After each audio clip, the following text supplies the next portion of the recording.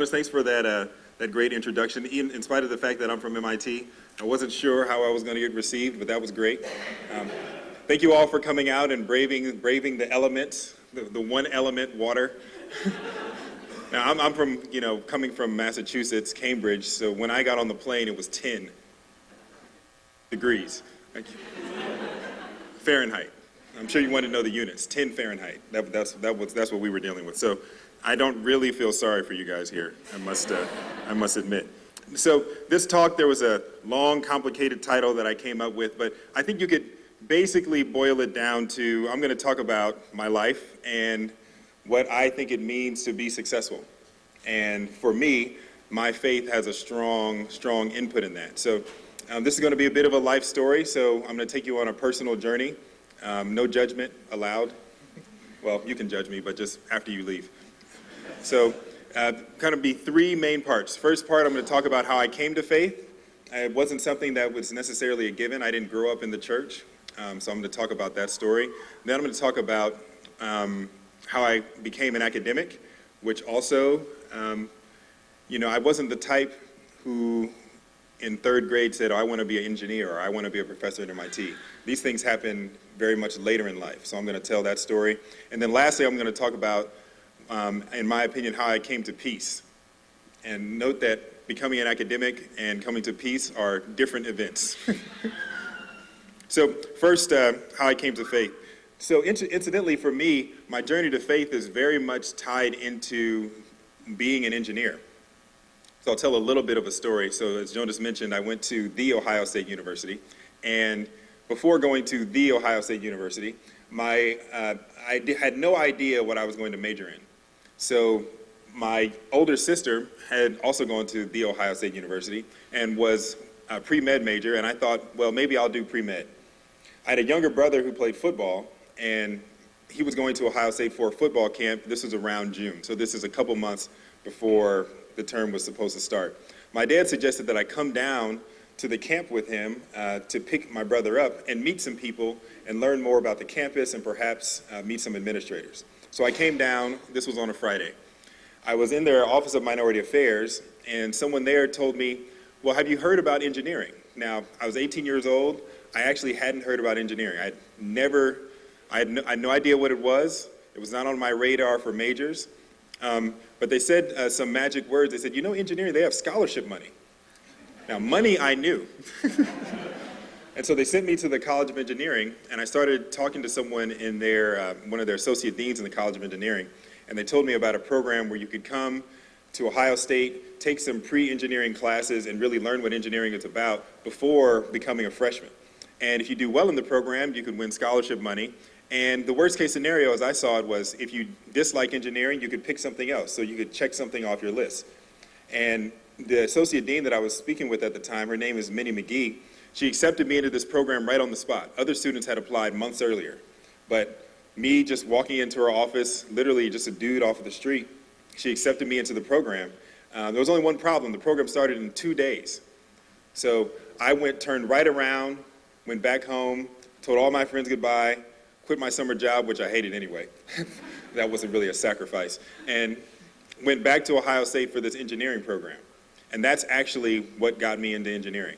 This chance meeting on a Friday afternoon down at Ohio State to pick up my brother from a football camp. And that's the kind of the seed that got me into engineering. Now, I started this by talking about how I got into faith. So this actually leads to that story as well, because during that program, I had a roommate, and we became very good friends. His name was Greg Irvin. And Greg and I decided it would be great to live together as freshmen. It turned out that Greg was also a Christian. And over the course of our freshman year, I kind of studied Greg and just his life, and he was quite different than everyone else who was around. So Caltech is a lot of things. I'm going to guess probably not party school. Probably not something that you would describe as Caltech. And I don't want to characterize Ohio State as a party school, but when you have 50,000 kids, there's going to be some partying. On Monday, on Tuesday, on Wednesday. I'm at MIT now, and students at MIT, they party on Friday and sometimes on Saturday. It's Ohio State, every day of the week there was something going on. But what was interesting to me about Greg was not that he didn't have fun, but he prayed and read his Bible every night before bed, dare I say religiously. And it was just curious to me. And I started going to church with him. His father was a pastor. And I remember the day I actually became a Christian, it was actually an Easter Sunday. They had a 6 a.m. service.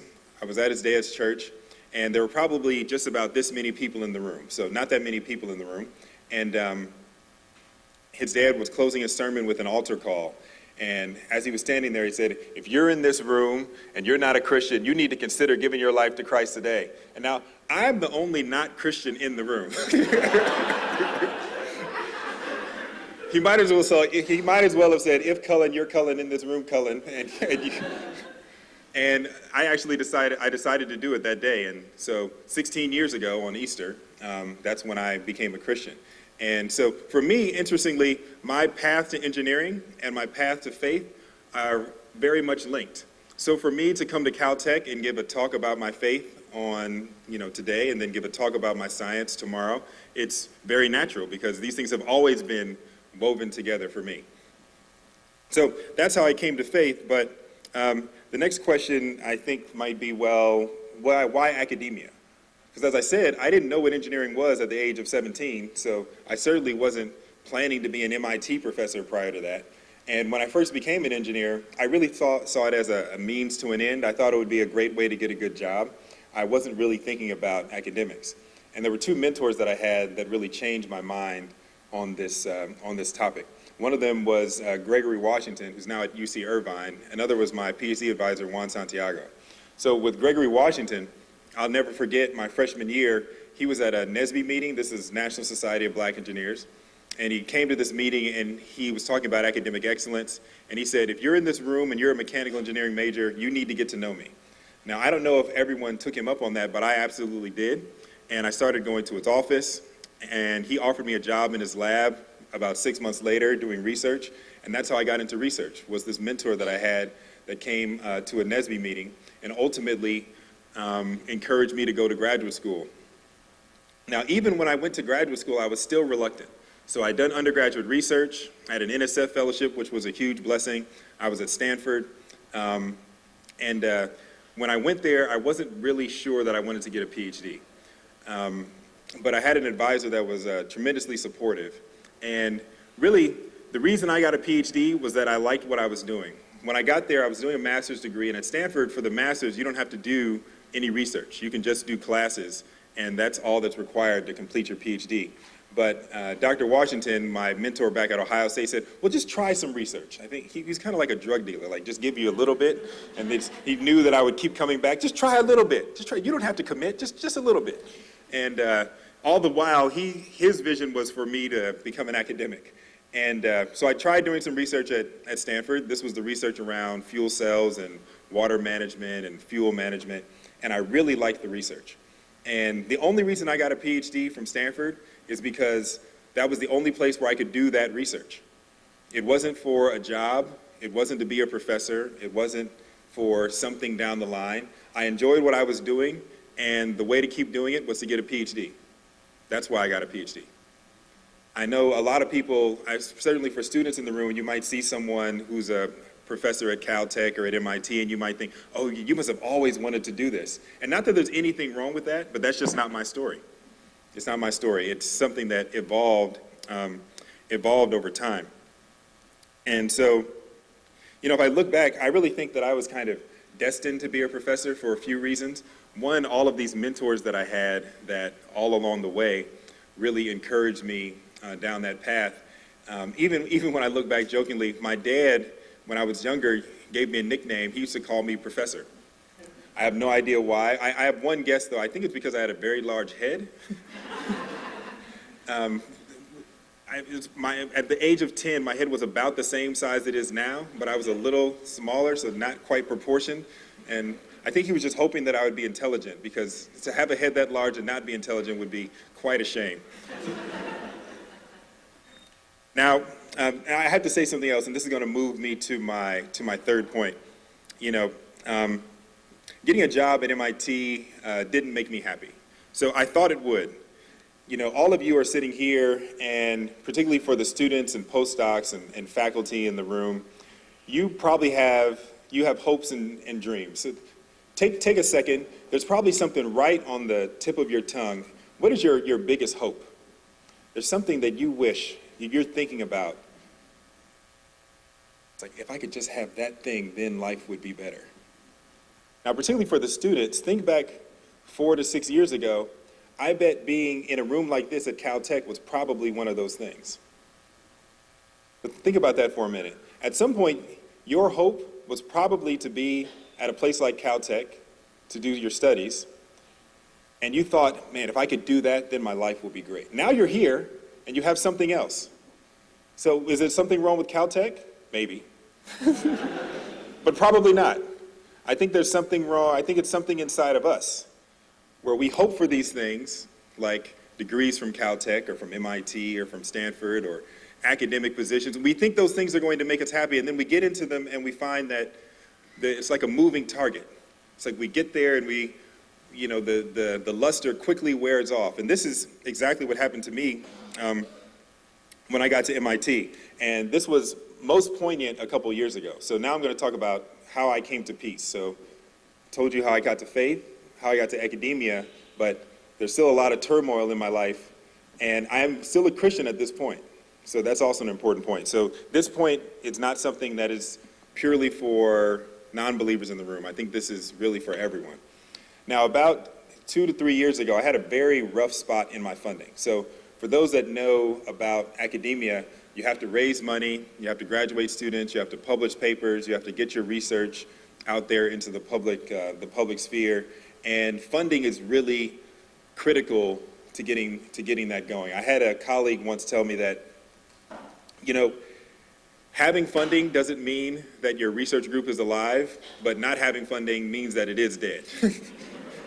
It's like funding is necessary but not sufficient. It's like a pulse, right? If you have a pulse, that doesn't mean you're living a vibrant life, but if you don't have a pulse, you are dead. And so I went through probably almost an entire calendar year where every grant that I submitted was rejected. So rejection after rejection after rejection after rejection. And it really weighed on me for many reasons. Now, there were the practical reasons, right? If I don't have funding, how can I fund my students? If I don't have funding, how do I buy my research equipment? My research is experimental, so how can I do the things that I want to do without money to drive these things forward? But then I noticed that my challenge, it was a little deeper than that. I started questioning more than just my abilities as a professor, but just my worth as a person. Like, should I even be here? Did MIT make a mistake? Just my core value. And I had to take a step back and wonder, like, why am I so distraught? This is a big deal. So I'm having some trouble at work. This is a big deal, but why am I so caught up in this? And I realized that part of the problem is that I had been building my character and building my self-worth on my achievements and on all of my accomplishments. And it wasn't until those things were challenged with this funding drought, you might say, that I realized that I had been building my identity on those things. Now, when you think about building an identity on something that can't hold up or isn't worthy for your soul, in the Bible, there's a story about this. It comes from Genesis 11. So Genesis 11 is the Tower of Babel. So I'm going to read just one verse from Genesis 11. It's Genesis 11, verse 4. It says, "Then they said, 'Come, let us build ourselves a city with a tower that reaches to the heavens, so that we may make a name for ourselves. Otherwise, we will be scattered over the face of the whole earth.'"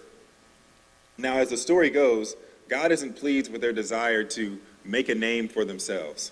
Now, incidentally, when I got to MIT, this was probably the chief bit of advice that I got from other people, Christians and non-Christians. Mainly, if you want to be successful here, you need to make a name for yourself. And so it kind of struck me that everyone was telling me this is the thing that I need to do. And then when I look in the Bible, I see that this is something that God is actually discouraging, this making a name for yourself. So you might ask the question, well, what's wrong with that? What's wrong with making a name for yourself? Or I'm going to use this analogy of building a tower. What's wrong with building a tower? It seems like a good thing. What's wrong with making a name for yourself? So there's a big problem with it. And I've alluded to it earlier. The problem is that if you start building your worth on a tower or making a name for yourself, you're never going to be satisfied. Someone else is going to have a bigger tower or a prettier tower or a tower in a better location with better weather. I'm not jealous. Doesn't matter. Someone else's tower will always look better on some level. And this doesn't lead to peace. This leads to a lot of anxiety. And it really doesn't matter what your career is. Every single career or vocation or dream that you might have, almost all of them are telling you, build me a tower and you'll be happy. And as you start building that thing, you'll realize you're only going to get more and more anxious. So I'll give some examples. So we're in LA. Let's talk about the area of entertainment. I heard a great quote by my pastor at church, but he was talking, he quoted Jim Carrey. I'm not sure if any of you saw the Golden Globes this past year, but Jim Carrey said something very interesting. So I'm going to turn on my Jim Carrey voice and try to reiterate what Jim Carrey said. And so he's coming to the podium to introduce this award. Thank you. I am two-time Golden Globe winner, Jim Carrey. You know, when I go to sleep at night, I'm not just a guy going to sleep. I'm two-time Golden Globe winner Jim Carrey going to get some well-needed shut-eye. And when I dream, I don't dream any old dream. No, sir. I dream about being three-time Golden Globe winning actor Jim Carrey. Because then it would be enough. It would finally be true, and I could stop this terrible search for what I know won't ultimately fulfill me. Now, if you go on YouTube and you type in 2016 Golden Globe Jim Carrey speech, you'll see it, and it's verbatim exactly what he said. And everyone's laughing. Everyone in the room is laughing. It's a bunch of actors in the room, and they're all laughing. And they're laughing because it's funny, but they're also laughing because it's true. It's not just true for Jim Carrey. It's probably true for a lot of them as well. They are building towers, towers of Golden Globes, towers of Oscars, towers of accolades, towers of acclaim. And if you talk to anyone who's ever actually achieved a large amount of success, those people know that those towers actually don't satisfy you. So not just true of entertainers, also of athletes. Any of you ever heard, show of hands, anyone heard of Ronda Rousey? Okay, so Ronda Rousey, mixed martial arts fighter.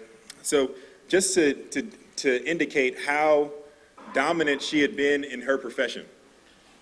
So according to Wikipedia, when she joined UFC, her first 6 bouts, she spent a total of 1,077 seconds in the octagon to attain her first 6 titles and accumulated $1,080,000 in prize money. So for those of you doing the quick math, that's about $1,000 a second. I don't know how much you make. It's probably not $1,000 a second. So her average time of roughly 3 minutes for a fight, she had fights that lasted 14 seconds. But her average time of roughly 3 minutes for a fight was faster than the average time for any weight class and faster by a margin of 5 minutes. So it's totally dominant. Now, for those who had heard of her, you might have also heard that this past November, she had a fight that she lost, and she lost rather badly. Now, what came out recently, as in just this past week, there was an interview where they were talking about how she felt after that fight. And here's her talking about how she felt in the hospital directly after that fight. Honestly, my thought in the medical room, I was sitting in the corner and was like, what am I anymore if I'm not this? Literally sitting there thinking about killing myself. In that second, I'm like, I'm nothing. What do I do anymore? No one gives a shit about me anymore without this. One loss. One loss. Now, I don't want to try to make it sound like I'm picking on Ronda Rousey or picking on Jim Carrey. They are simply doing what many of us do. You're here at Caltech if you're a student, let's say you're a graduate student. You think that your success is going to be built on the number of journal papers that you accumulate or the prestige of those journal papers. And I can tell you now, as someone who has accumulated more journal papers than many of you, that that's not going to do it. Some of you think it's going to be money. Here's an article I found in the New York Times by a guy named Sam Polk. I highly, highly recommend this article. Highly recommended article. It's an opinion piece in the New York Times about a year ago, January 18th, 2014. So he's a former investment banker, and this is what he said to open the article. In my last year on Wall Street, my bonus was $3.6 million, and I was angry because it wasn't big enough. I was 30 years old, had no children to raise, no debts to pay, no philanthropic goal in mind. I wanted more money for exactly the same reason an alcoholic needs another drink. I was addicted. Later on, he goes on to say, I was nagged by envy. On a trading desk, everyone sits together, from interns to managing directors. When the guy next to you makes $10 million, $1 or $2 million doesn't look so sweet. Now, I don't want to leave my own profession off the hook. Academics, this is also true of many of us. So interestingly, in academia, I think the tower is very much represented by your CV or your curriculum vitae. Think about what goes into a CV. So if you were going to go to industry for a job, you might have a 1-2 pages max resume. Like that's it. It doesn't matter what level you're at. You whittle everything you've done into 1 or 2 pages. Not in academia. You put everything in there. 6th grade spelling bee, 2nd place. Spelled euphoria correctly. You put all the students you advise, all of your papers, every talk you've ever given, every award you've ever gotten. And then what do you put at the top? You put your name in big bold print. You're basically building a tower that continues to get larger to glorify yourself. I think one issue with all of this is there's a term that I saw very recently. A researcher at Stanford coined this term, successaholic. And I think the challenge for many of us in this room, if you're at a place like Caltech, you guys are successful. Let's just face it. You guys, you're talented, you've been blessed, you've worked hard, you are at one of the top institutions in the world for science, engineering, and technology. You are successful. And it's really hard to get to a place like this without having a long history of success. And the challenge is, it's really hard not to get addicted to that success. And I think that's the challenge that all of these people mentioned. Academics, Wall Street, entertainment. All of us have this same challenge of potentially getting addicted to success. So the question is, what can you do about it? Everything around you is telling you, build a tower. Everything around you is telling you, make a name for yourself. Everything around you is saying, I'm going to judge your value based on the amount of stuff that you accumulate. You're basically a slave to those things. So if you are in academia and you think like I thought, and I have to battle with daily. So just to be clear, I don't want to make it sound like this is something like I'm free and I'm the Zen master and I know exactly what to do, just follow me. This is a daily struggle because you're constantly getting pulled in by everyone around you into this game. It doesn't matter where you are, you can be a slave to this. So if you want peace, what can you do? Interestingly, the Bible has something to say about this as well. Jesus says in Matthew chapter 11, 28-30, "Come to me, all you who are weary and burdened, and I will give you rest. Take my yoke upon you and learn from me, for I am gentle and humble in heart, and you will find rest for your souls. For my yoke is easy and my burden is light." Notice that he essentially says, forget those other yokes. He doesn't present a life free from a yoke. You're going to be burdened. You're going to be a slave to something. There is no life where you are free from a master. You have something that you're hoping for, and that hope is going to drive you, and you are going to be a slave to that thing, whatever it is. All of us have one. If you take a step back and examine your life, there is something there that you hope for more than anything else, and that thing is going to drive your life. What Jesus says is that if you take up his yoke is easy, and his burden is light. And the reason for that is there's a difference between having Jesus as master and these other things. All those other things tell you, sacrifice yourself for me. Academia is going to tell you, academia tells me, at a place like Caltech, I'm sure it tells you, it says, sacrifice yourself for me. Sacrifice your relationships for me. Sacrifice your sleep for me. Sacrifice your health for me. You see your advisors. I'm sure you see them neglecting their families. And then you see them successful. And you think, well, maybe that's the model that I need to follow. Everything is telling you, sacrifice yourself for me. It's all around us. Now, what does Jesus say? Jesus says, I sacrifice myself for you. It's the only master you can have that sacrificed himself for you. Every other master says, you kill yourself. Jesus says, no, I let myself be killed so that you wouldn't have to. That's why the burden is easy and the burden is light. You don't have to do anything. You don't have to accumulate something to justify yourself. Jesus has already done all of it. And so then you can go to academia or to entertainment or to athletics, and you can do it just because you're interested in it. You can do it just because you like it. It doesn't define you. Imagine a Caltech where all the professors were teaching their classes simply because they wanted students to learn. They didn't care about their course evaluations. They didn't care about what it did for them financially. It was more so about, I just want these students to learn. Imagine a Caltech or an MIT or any of our top institutions where that was the prevailing sentiment. Now, earlier I told you that I've come to peace with these issues, and you might ask, well, how exactly did that happen? Well, I'm on the tenure track, and I found that the reason I was so distraught when I had this funding challenge is because I thought I wasn't going to get tenure. That was the thing. Like, I wanted tenure at MIT, and everyone around me was saying, you've got to do what it takes to get tenure at MIT. And I saw that potentially slipping away with this funding issue that I was having. But looking at the Bible and thinking about it, if Christ has given me this justification, he's justified me through his work, I essentially have tenure already. But tenure not at MIT, an eternal tenure, a divine tenure that no one can ever take away. So if I have tenure in heaven, as I like to say, then tenure at MIT is a big deal, but not as big a deal. I'd like to get it, but there's nothing that MIT can take away from the status that I've already gotten in Christ. So now I can just do my research because I love the work.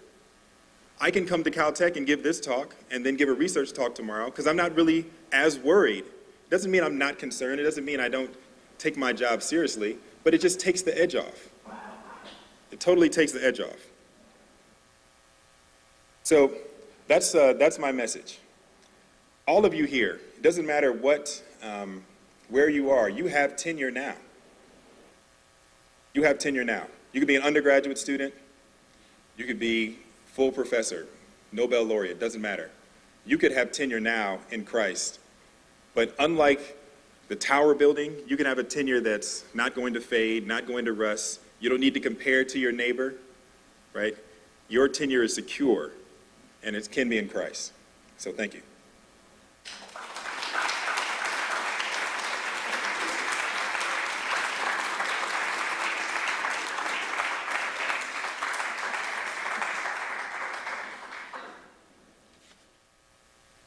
Well, thank you, Cullen, very much for sharing your journey with us. And I'm sure that Cullen's testimony has raised many questions in you. And we're now moving into the part of the evening where you get to ask these questions. And so we'll have first a short interview session where our moderator will ask a couple of prepared questions. And then we'll take questions from the audience at either of the two floor mics here. And it's now my pleasure to introduce our moderator for tonight, Dr. Bijan Namadi. Bijan is a senior engineer at JPL, and he received his PhD in experimental elementary particle physics from the University of Washington. His research spans the fields of high-energy physics, stellar interferometry, and advanced optical instruments. Currently, he has a key role in a NASA mission called WFIRST for direct detection and characterization of exoplanets. And so he will moderate both the interview session and the Q&A session. So over to you, Bijan. Thank you.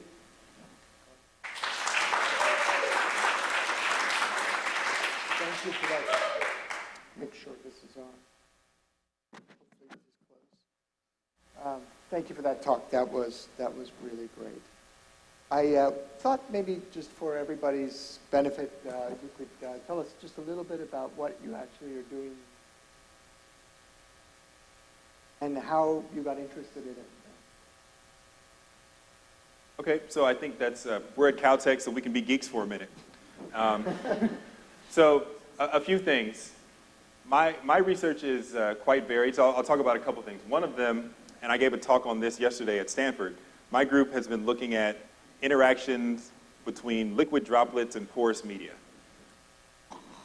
I know you're thinking, how boring, but actually we found some interesting things. So a couple years ago, we found that under conditions consistent with light rainfall, when a liquid water droplet will hit many types of soil, it will actually create aerosols. So there will be air bubbles that get trapped at the surface or interface between the gas and the soil, or the liquid water and the soil. And those air bubbles then rise due to buoyancy to the surface of the droplet. They burst, they release a capillary jet that then breaks up into small droplets, and you get aerosol formation. So you might think, well, that's kind of interesting, but why is that useful? Well, one interesting thing about it is, think back to when you were a little bit younger, and let's say it's the summertime, and it's raining. So you have to come inside, it's summertime, it's raining, you go inside. The rain ends, you go outside. Can you smell something? Doesn't it smell a little different outside? So that's a phenomenon called petrichor. Petrichor was coined by a couple Australian scientists in the early 60s. Petra meaning rock, ichor meaning kind of essence, so kind of essence of rock. And they described the origin of this smell that occurs after rain. They never described the mechanism. And so we believe this mechanism we found of liquid droplets hitting soil and then being aerosoled could be the mechanism that leads to this smell that's in the air, much like if you have a glass of champagne or sparkling water or a carbonated beverage. When you first pour it, you see that fizz above it, and the aroma is much stronger in those first instances. We believe it's a comparable phenomenon. Another thing we've been looking at is getting DNA into microbes, specifically bacteria. So there are roughly 10 to the 6 different species of bacteria on the planet. We've cataloged and cultured on the order of 10,000, and we can genetically manipulate order 100. So there's a lot of biological potential out there that we can't even access. One of the reasons is we can't get DNA into those organisms. Getting the DNA in allows us to program them to do useful things for us. As an example, E. coli. So many of you have heard of E. coli, but you probably heard of E. coli mostly in negative terms. But E. coli makes about $20 billion in industrial chemicals per year. So that's just one organism. So each organism could potentially be a billion-dollar industry. And my group is working on taking those, thousands upon thousands of other organisms that are currently inaccessible to genetic engineering and getting DNA. Oh, that's really amazing. Changing gears, you fill a very interesting niche. You are a scientist, you're a Christian, you're a person of color. How has your experience, both within the church and within academia, how has that contrasted? How has it been, coming from your experience, working in these two realms? Has one been easier, one been harder? How's that been for you? Yes, I would certainly say the scientific realm has been the more difficult one. Being a Christian in science and being African American in science, there are several Christians who are in science, but many aren't as outspoken. And so sometimes when you come out and you say that you're a Christian, there can be some friction. And being African American, unfortunately, I can't hide it. So if I wanted to, I wouldn't have to tell people I was Christian. But if I walk in the room, it's like, "Are you African American?" Like, "Oh, God, you noticed." So there are kind of all kinds of interesting things that happen being African American in academia. So I'll tell a quick story.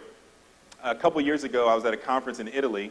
There were about 300 people there, and there were two African American males, including myself. And I knew this was going to be a problem. Just didn't know how. And so a couple of days into the meeting, a young woman from Virginia, bless her Southern heart, she comes up to us, and she says, "You guys look so much alike. So much alike. I mean, you guys even sound alike. Are you guys related?" Now, we looked about as much alike as Barack Obama and Flavor Flav. We just both happened to be black and in the same conference. But you know, I did my PhD at Stanford, and I'm at MIT now, two entrepreneurial places, and I've been thinking recently, how can I take advantage of this? And clearly, all black men look alike. So if all black men look alike, that means I could be any black man I want. So I think after getting tenure, I'm going to start a company. I'm going to call it Black Man Adventure Vacations, where any black man can be any other black man. So you could be me. You could be an MIT professor. You could teach my classes. You could grade my homework assignments. You can't come home to my wife, though, because she's black and she'll notice. So being back to the core subject, though, being African American in science, you kind of stick out, and I find that it can be a double-edged sword. So you're always noticed. Like if I give an invited talk, it's really clear, like, well, that guy was different. And I think it can cut two ways. If I give a talk that's bad, then it looks really bad. If I get to give a talk that's good, I think sometimes it looks too good, right? Because maybe people didn't expect the good talk. And so then I give a good talk and it's like, whoa! So, I don't know. I'll stop there. But I have many stories that I can tell later about less flattering things that have happened just because of being African American in science. So while you guys figure out who wants to come to the right side and the left side and ask some questions, I want to ask you to ask to follow up on that. So has your experience in the church been different, or how has that contrasted maybe with experience? Sounds like there's always this pressure to live up to expectations or defy expectations or something like that. Yeah, so I think one thing that's been a little challenging, and it's going to be hard to say this and not sound overly critical of certain groups, but one thing that's been a little challenging is finding, for example, finding a church experience that satisfies all of me. So what do I mean by that? Meaning, there's a certain way that I like music. And it's kind of more traditional the way African American churches have worship. But then there's also a certain way I like the worship, the rest of the worship and the sermon to be conducted. I like things that are a little more intellectual. I like things that are a little more thought out. I like things that are almost like a Bible study. And it's been difficult for me to find churches that do both.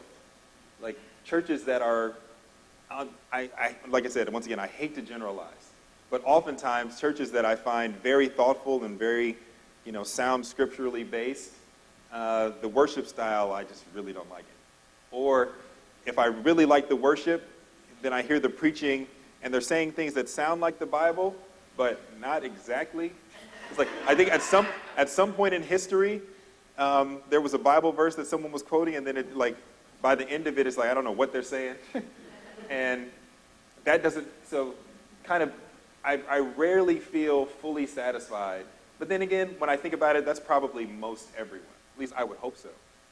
We should all feel a little uncomfortable at church. If it's 100% satisfying, then that probably means that there are other people in your congregation, or there isn't enough diversity in your congregation if everyone in there feels like they're getting all of their needs met. It's probably too homogeneous, so. I find for myself just that the two dimensions, there's such a richness that the Christianity brings to the academic.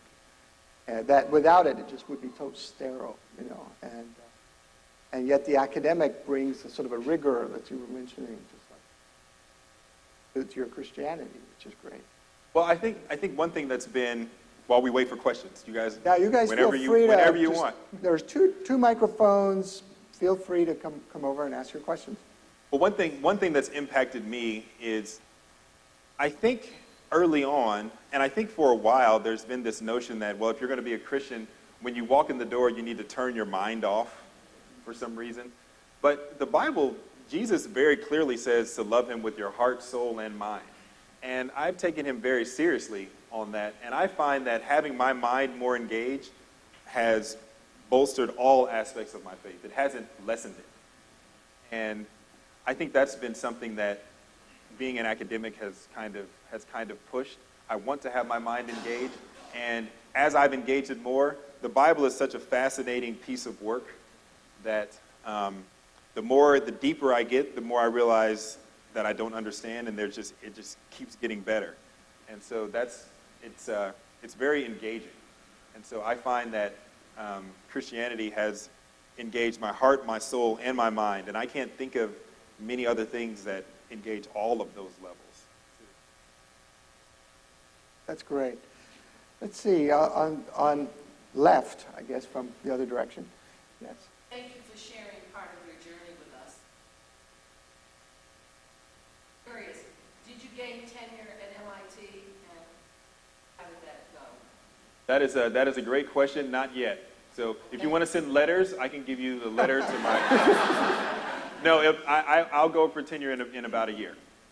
So for me, these things are very much, current events. Trusting God, and thank you. You point that the academy is not an environment that's free and open to contrary ideas the way perhaps its ideal would be. So I'm curious about your own experiences living and being Christian in an environment that eschews any faith belief system and in fact frequently ridicules it. Yeah, that's a great question. Incidentally, I found at MIT in particular, I can't speak for every university or every situation. One, MIT, there are a lot of Christian faculty, way more than you might suspect. So on the one hand, I feel as if there's this perception that Christian scientists or certainly engineers are dwindling, and that might be the case. I haven't seen all the data on those things, but my qualitative evidence, I know several people around who have very similar beliefs as I do. And so I think maybe the challenge is that those who are perhaps anti-faith are a little bit louder in what they're doing. That's actually one of the purposes of Veritas, is to get people like myself out there to show that this is normal. This is not like one-offs. There are several people out there that are trying to pursue science and engineering and technology at high levels, in all aspects of research at high levels, and also believe in the Christian faith. So I think on some level that this perception is a bit overblown in the sense that the people who are negative might be more famous than those who are perhaps pro-faith. But even beyond that, I found most of my colleagues, and maybe it's just the practical nature of an engineering school where, if you can, people don't really mind if you are a Christian. I haven't really had much issue at all. It's almost like they think, well, if that's working for you, that's great. Like it's a very practical approach. Well, it looks like it works for you, then more power to you. So I haven't had much issue personally, though I do know colleagues, and it also depends on like what field you're in. Like if you're in biology or certain aspects there your faith, you can be discredited. Like people will question your rigor as a scientist if you just say you're a Christian. So it's a little different in fields like that. Hi, could I ask you 2 questions if possible? Yes. No, that wasn't one of them. That was, no. So 3 questions. Sure. I commend you for being bold with your faith. I'm familiar with Francis Collins, and the poor guy has been ridiculed by, religious people don't take him seriously as a Christian, and yet scientists don't take him seriously as a scientist. And obviously, the man is very brilliant on both ends. So how do you have any opinions as far how do you navigate this slippery slope to come off, to not like garner negative publicity towards your name or negative connotations? So that would be the first one. Yeah, that's a really good question. And on some level, because I'm not nearly as famous or as prominent as As Francis, I don't have the same problems. More money, more problems. But you will be, right? Yeah. After that tenure. But I would say my kind of advice to maybe Christians specifically on this is I feel like it should feel like a struggle. There should be some tension. Partially because the Bible is pretty clear that the viewpoints of the world and the viewpoints of the Bible are kind of at odds. And so if you are a Christian in an area as hotly contested as the things that he's worked in, you're kind of right at the interface. And so you're bound to get from both sides. And I really don't think you can worry about what other people think or say. It's not that you don't care, because it's hard to be a human and not care what people say. I'm always curious when people say, I don't care what anyone thinks about me. That's really hard. That's really hard to do practically. Like, I don't know too many people where that's really the case. But that said, I don't think you can let it control you. I don't think you can let the opinions of, in his case, Christians or scientists who might, throw stones. I don't think you can let that dictate what you're going to do, because ultimately you're not going to be judged by those people anyway. So I think it's natural to feel some tension, because those things are in tension. And if you're sitting in the middle, you're going to be kind of pulled in both directions. And the second one is about, I'm a scientist, so, when I see an observation and whatnot, I make a hypothesis, and then I come up with a bunch of, experiments or observations that will either validate or, refute my hypothesis. And then if it validates it, my conclusions can be used, for further investigations, like the scientific process. I'm sure, you know it. So when it comes to God, to me, it should be something that isn't faith. Either God exists or he doesn't. And from my own personal opinion is when I go through this scientific method to evaluate God, it seems like the evidence is really personal. It's not clear. It's not concrete. It's more from person to person. So I wonder, have you ever thought about like running experiments, yourself to prove that God exists? Because I don't feel that's done enough, and just wanted your take on that. Yeah, I mean, that's an interesting question. I think it gets to the question of, or maybe this thought of like, what is real, right? So like when you're talking about things in science, you're thinking of maybe experiments on the material world and things that you can see and touch and measure using, physical laws that we can manipulate. And the challenge might be, well, with God, if I can't see him and I can't touch him and I can't measure him, then is it there? Right? People prove the black holes, they prove different quasars. I mean, there have been scientific experiments that have gone like on the extraterrestrial that beyond touch. So I kind of it's a cop-out, I guess. Well, I guess my thought is that there are other forms of experience that are also very, very real. So I'll give a relational example. I don't know if you grew up with your parents, but for anyone in the room grew up with your parents, the baby's in the back clapping about parents.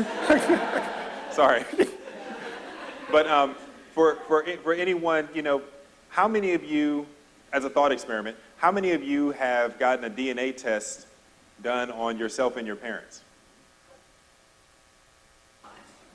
Now, well, let's think about this for a minute. So many of us in this room are scientists, and I think your question is you want to be able to make your beliefs on sound evidence. But you could get sound evidence on your parents, but you'd never make them do it. Like, that would be a very weird conversation. Like, Mom, I love you, but sometimes, Dad, I'm not sure. So I would like to get tested. And you think about it, you probably feel very sure that your parents are who they say they are, and all of your evidence is circumstantial. You happen to be in baby pictures, but that doesn't mean that you're actually their baby. Yeah, but here's the thing. But do you feel a need to go to that level? To feel, you have a feeling for them that is very real, and you don't feel the need to go to that level of, getting the physical evidence. So I guess what I'm saying is that the physical evidence, that would be nice, but that doesn't necessarily constitute all the evidence that you can need to believe something is real. Necessary to determine they are your biological parents. If you said, I'll give you $1 million if you can prove so and so. I can do that, but if I ask you, I'll give you $1 billion if you can prove that. Well, think about this. If you had the $1 million and you ran the test, would it change anything about your feeling for them? No, because I love them, but as far as if you want an answer, if the DNA test proves that they're not, it's correct and accurate. Well, I think you can know God without the evidence that you're seeking. I think you know a lot of things in your life without similar levels of evidence. I think you're placing a barrier on God and knowing God that isn't placed on other relationships that you readily operate in every day. So we can continue later, but yeah. Thank you for that question and for the answer. Please. Yes. So as a scientist, you're running a research group, you're asking interesting questions about life and how things work. Is there ever a time where you've decided, no, I'm not going to research this subject because I don't think it's ethical? And if that's the case, could you give us an example? Yeah, that's a great question. I think for my work, I haven't run across a case where I thought, I'm not going to do this because I don't think it's ethical. But what I have started to do, really in the last maybe 3 to 5 years, is more thinking, okay, I have a couple options of things that I can do. What will have larger benefit for society and for the world? So there's some things that you could do, and it's not necessarily unethical, but maybe it could raise more grant money. So certain types of research, they're maybe more lucrative than other types of research. But a research area having more research funding doesn't necessarily mean it's more important for society. And so I've been doing that kind of, maybe that kind of analysis. I haven't necessarily run across a case, at least personally, where I felt I shouldn't do this thing because I think there's a kind of an ethical sense that maybe this work shouldn't even be done. But it's been more subtle. It's been, yeah, I could do that work, and maybe I could get a grant or two on that, but is that really helping the world? Whereas if I do this work, I can see maybe this will have a bigger benefit for the world, which similarly gets to kind of my faith background and feeling like the work that I do should be for the common good and for kind of human flourishing. Hey, a question. Okay, I do have a question.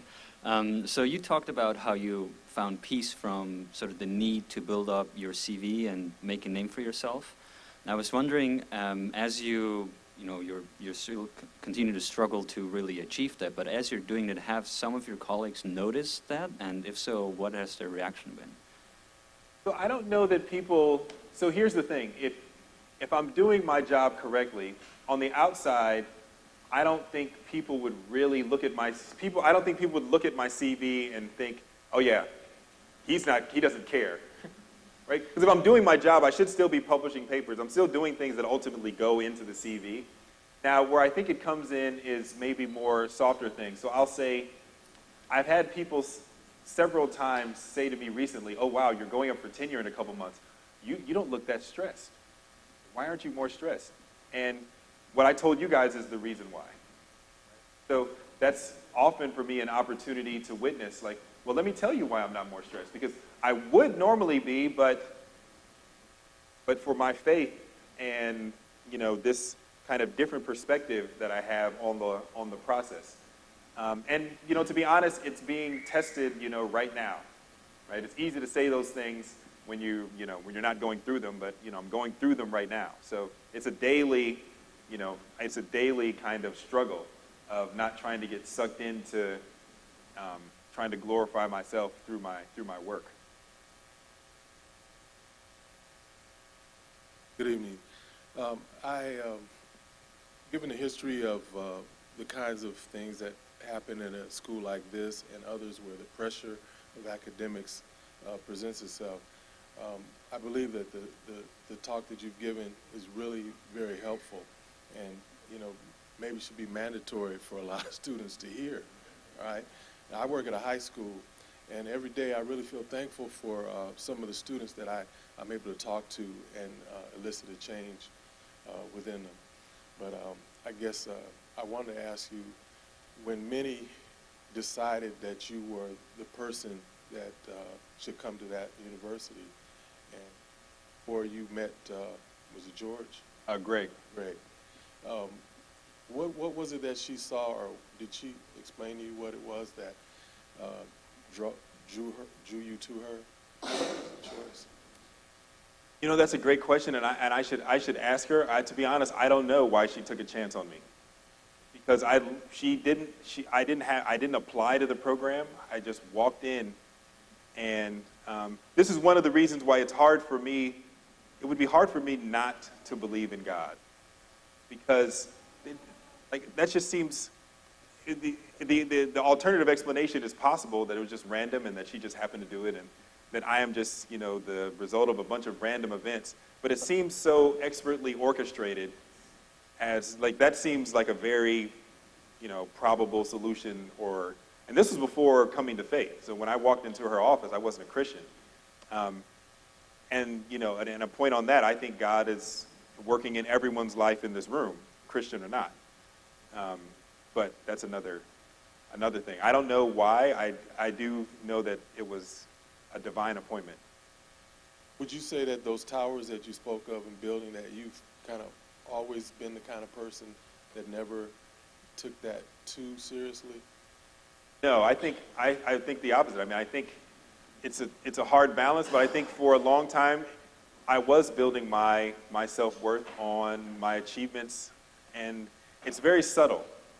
It's very subtle. It's like you get an A, and you think, oh, I worked hard. And then you get another A. It's like, yeah, I worked hard again. And then you get another A. It's like, yeah, I'm an A student. That's who I am. Right? And then you win an award, and it's like, yeah, I did work hard. I did this. I am fortunate. Like, at first you're kind of humble about it. Like, people say, oh, you're so smart. And you're like, and on the surface, what you tell them is like, oh, thank you. And the inside, you're like, yeah, I know. and those little things over days and weeks and months and years, it's not like all of a sudden, but after years of praise and doing relatively well, next thing you know, you are this kind of different. You're kind of different. Like, I bet if you were to ask Ronda Rousey before she ever started fighting, right, if she were 12-1 with 6 titles, would she be suicidal? She'd probably say 12-1 with 6 titles and $1 million? Like, that would be great. Like, before she started fighting, that would have sounded great. But after 12 wins in a row and all of that dominance and all of that money and all of that publicity, then that one loss looks different now, because she's now this different person than she was before she started fighting. And it was probably gradual. It probably wasn't overnight. It was probably win after win after win after win, slowly building up this tower, and then the loss threatened it. And you didn't even know you had the tower until you had the loss. One more question, and then I'll have a final question for you. Okay, so yeah, thank you for a great talk, and you are a very inspiring speaker. And I ask this with great respect. How do you reconcile the fact that there are multiple religions in the world with multiple, it seems, conflicting worldviews? And if it was the case that you were born in India, as I was, you would probably be Hindu. If you were in Pakistan, you might be Muslim. And it seems like, so perhaps you can believe that there is one God, but if you also believe everything in the Christian Bible, do you think it conflicts with other religions? And if so, do you think one is the right one? Like, certainly all of them cannot be true if they conflict with each other. So I'm just curious what you think. Yeah, that's a great and important question. I mean, part of it gets to things that, I'll be honest, I don't know. And I'll tell which parts those are. Now, first, to the question of, I think there is a truth. Right? And as you said, I don't think it's possible for, as you mentioned, Islam and Buddhism or Hindu and Christianity and Judaism. I don't believe all those things could be true all at once. Like there are claims within each of them. Like Jesus can't be God, and then, you know, the Quran can't be correct if Jesus is God, and vice versa. Thank you so much for saying that. Some people will not be. So maybe I should stop there while I'm ahead. But no, I do think that there is a truth.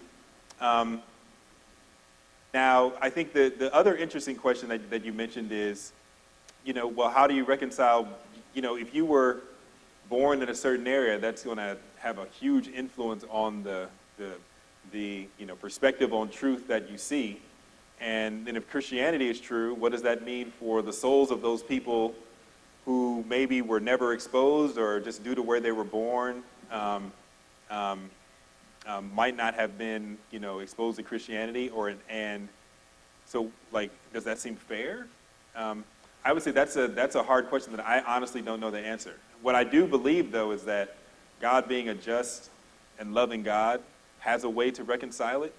I don't exactly know what that is, to be honest. I don't exactly know what that is. So I think that's an important question. To the first question, I do think that there is a truth.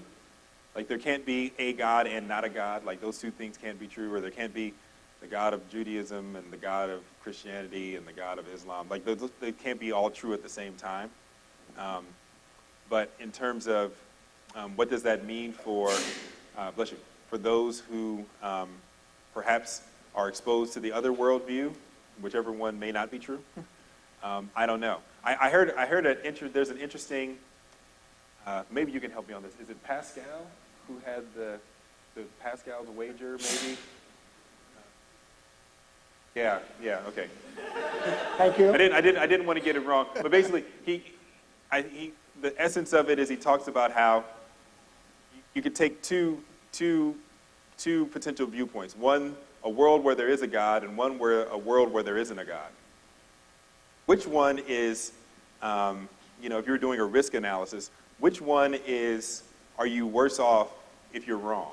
So let's say there is a God, and you live your life believing that there isn't one, then there very much could be consequences at the end that you will have to deal with. Conversely, let's say there is no God, but you live your life as if there is one. Then in the end, well, there was no God, so it changed your life some, but there aren't eternal consequences for for the decision you made. So it's just an interesting thought experiment. I'm not saying, I don't know that that's a great reason to believe in God. So believe in God because it's the safer bet. But this is an interesting way of thinking about it. Philosophers talk about coherence, and, you know, within a system of thought, is the system it's actually coherent?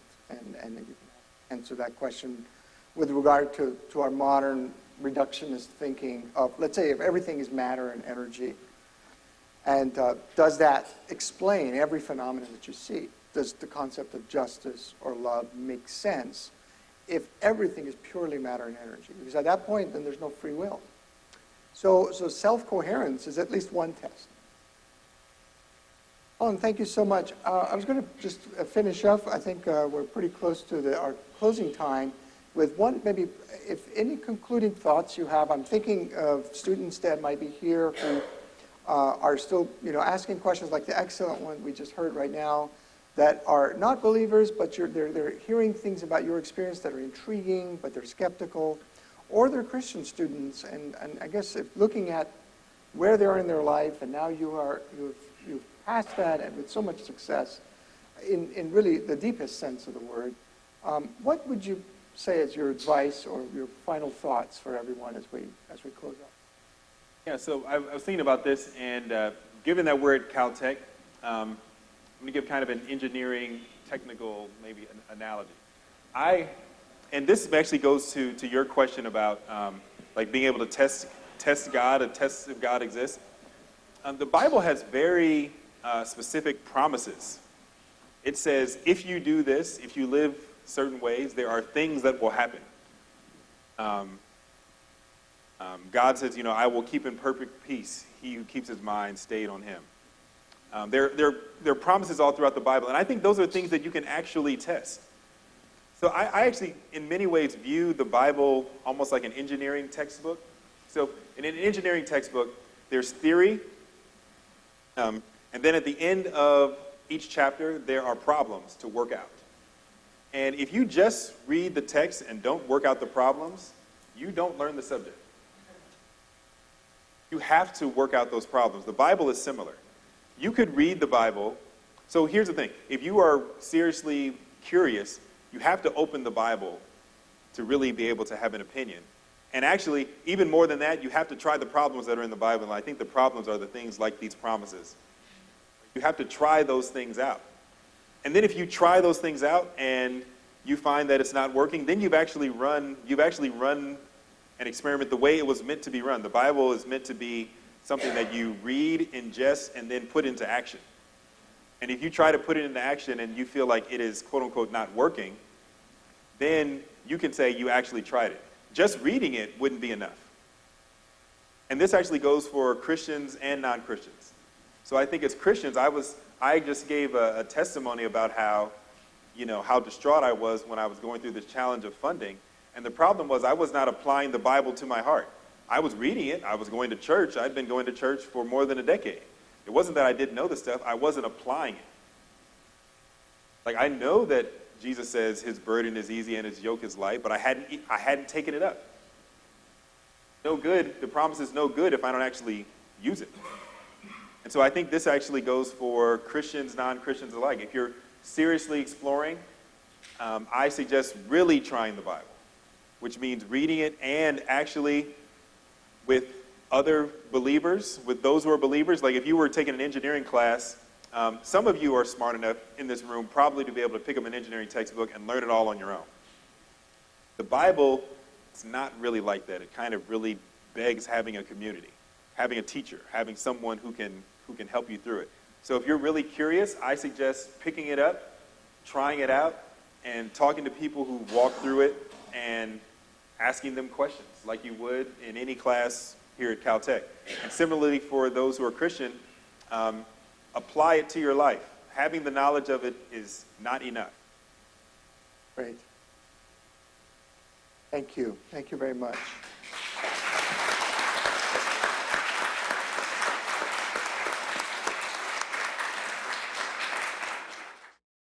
For more information about the Veritas Forum, including additional recordings and a calendar of upcoming events, please visit our website at veritas.org.